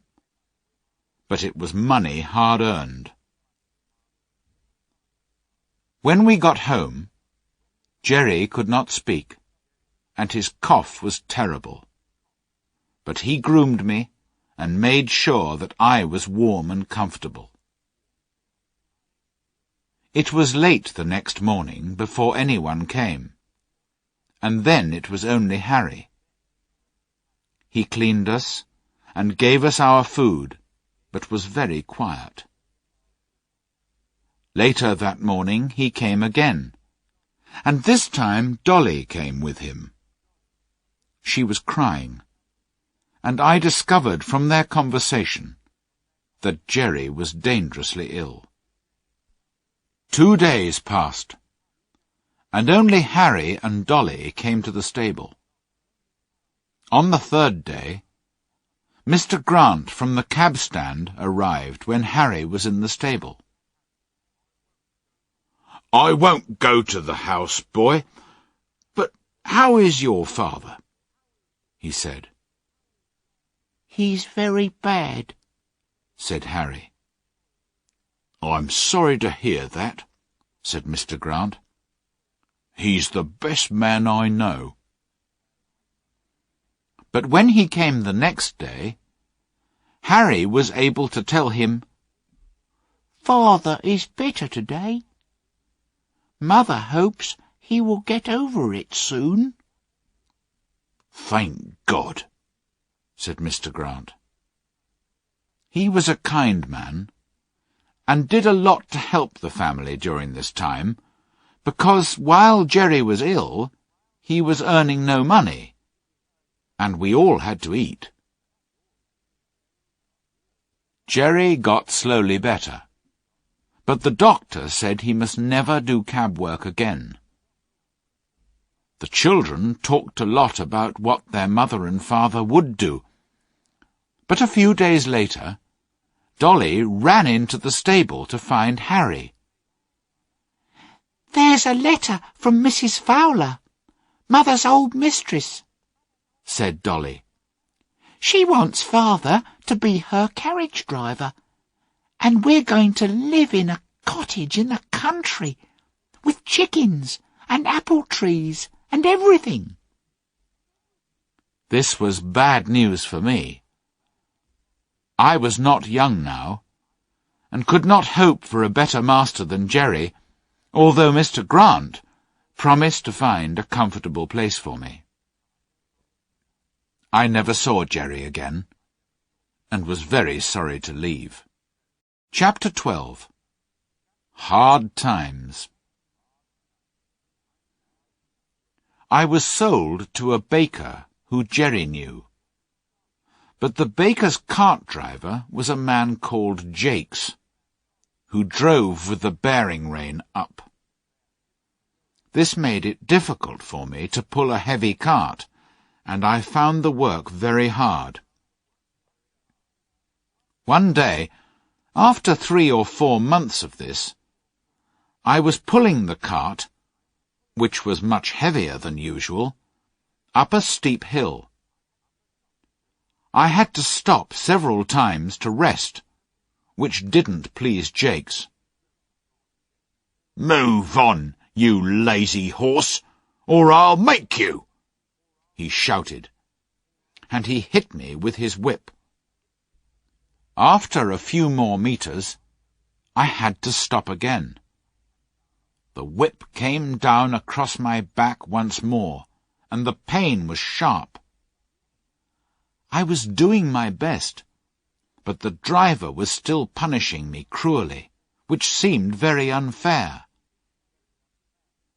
Jakes was whipping me a 3rd time, when a woman hurried over and said, "Oh, please, don't whip your horse like that. I think I can help, if you'll let me." Jakes laughed. "Oh?" "He can't use all his strength when his head is held back with that bearing rein," the woman went on.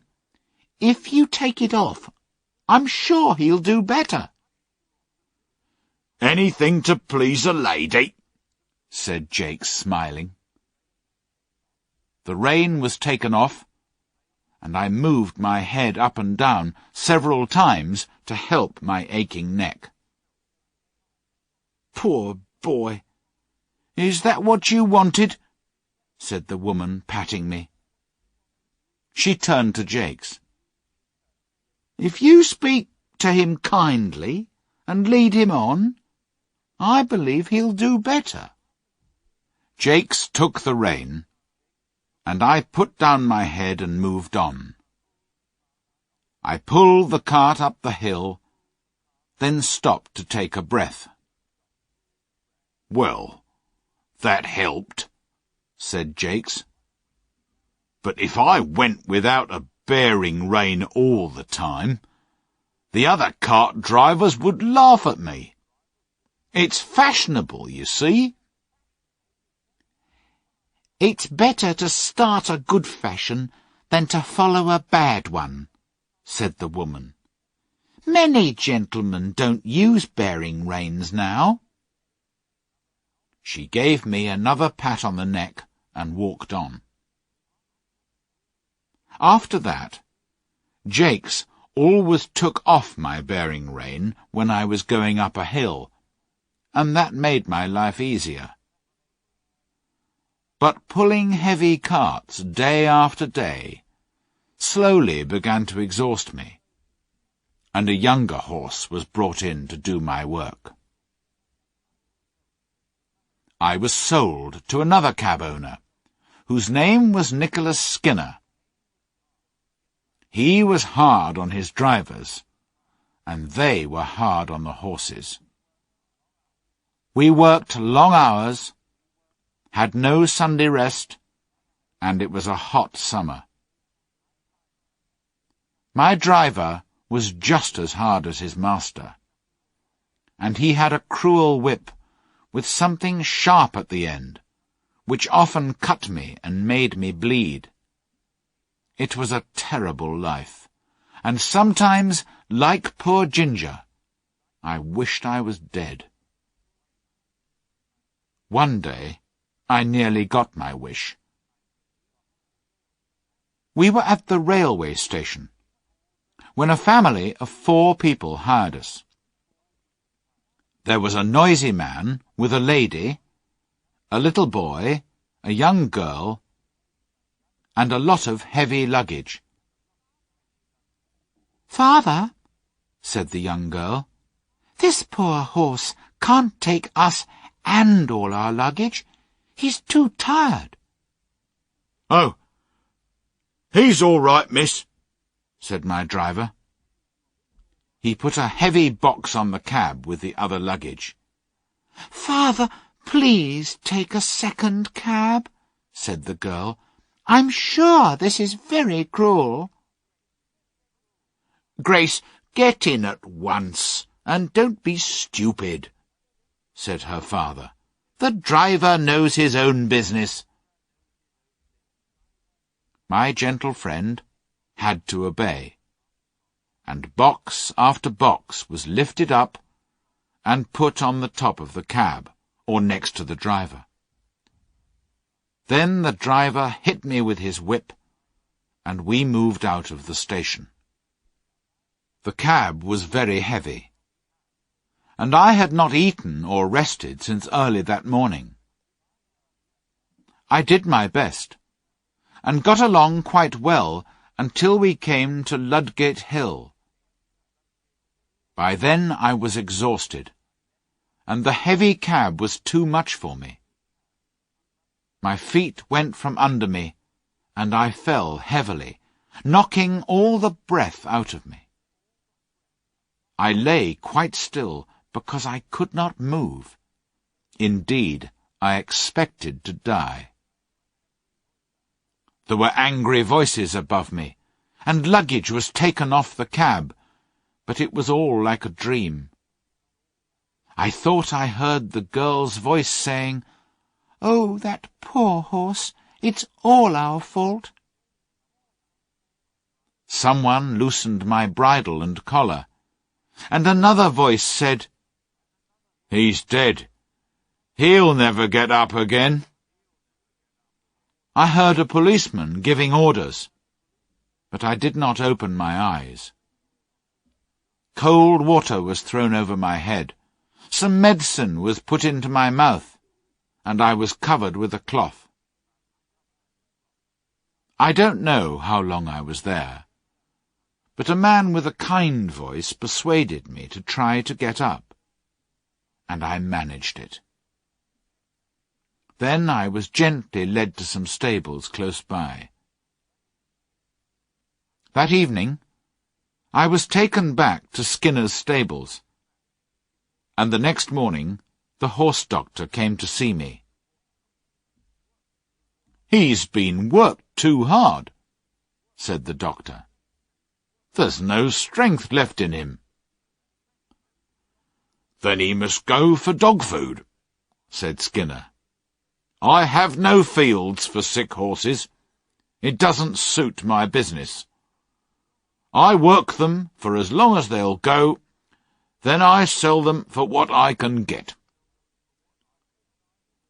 "There's a horse fair in 10 days' time," said the doctor. "If you rest him and give him food, he may get better, and then you may get more than his skin's worth." Luckily for me, Skinner took the doctor's advice, and after rest and food, I began to feel better. 10 days later, I was taken to the horse fair, a few miles outside London. Chapter 13. My last home. I was sold to a farmer at the horse fair, but it was his young grandson who persuaded him to buy me. The two of them walked past me, and seeing kindness in the farmer's face, I lifted my head, put my ears forward, and tried to look my best. The farmer stopped and looked at me. "There's a horse, Willie, that has known better days," he said. "Poor thing," said the boy. "Do you think he was ever a carriage horse, grandfather?" "Oh, yes," said the farmer. "Look at his fine head, and the shape of his neck and shoulder." He reached out a hand and patted me on the neck. I put out my nose in answer to his kindness, and the boy gently put his hand against my face. "Look how well he understands kindness," said the boy. "Won't you buy him, and make him young and strong again?" The man who was selling me said, "The boy can recognize a good horse, sir. This one isn't old, just tired and thin from too much work. In 6 months he'll be fine." £5 changed hands, and soon after I was taken to my new home. The farmer gave orders for me to have hay and oats every night and morning, and I was let out into a large field in the daytime. Willie, the young boy, was responsible for me, and he came to see me every day, bringing carrots or apples. During that winter, the rest, the good food, the soft grass and gentle running and trotting all helped to make me feel quite young again. When the spring came, the farmer tried me with a carriage, and I did the work quite easily.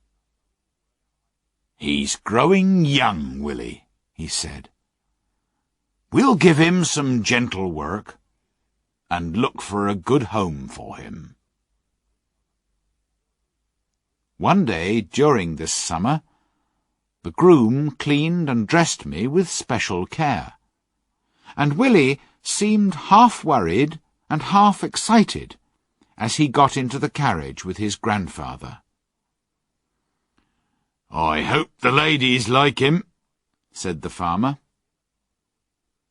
A kilometre or two beyond the village, we came to a pretty house, and Willie went to knock on the door. he asked if Miss Bloomfield and Miss Ellen were at home. They were, and Willie stayed with me while the farmer went into the house. He came back about 10 minutes later with 3 ladies. They seemed to like me, but one of them, worried by my knees, wondered if I was safe.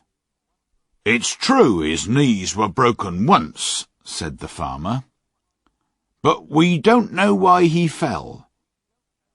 It was probably a careless driver, and not the horse's fault at all. He seems very safe to me. If you like him, you can try him for a few weeks," he went on. "Then your driver will see what he thinks of him." One of the 3 ladies, a tall, white-faced lady, who held the arm of a younger woman, said, "You have always given us good advice about our horses, so we accept your offer to try him." The next morning, a young man came for me. He looked pleased until he saw my knees. Then he said, "I'm surprised you suggested this horse to my ladies." "You're only taking him to try him," said the farmer. "If he's not as safe as any horse you ever drove, send him back, young man." I was taken to a comfortable stable, given some food, then left to myself. The next day, the groom was cleaning my face when he said, "That's just like the star that Black Beauty had on his forehead. I wonder where he is now." He looked more closely at me.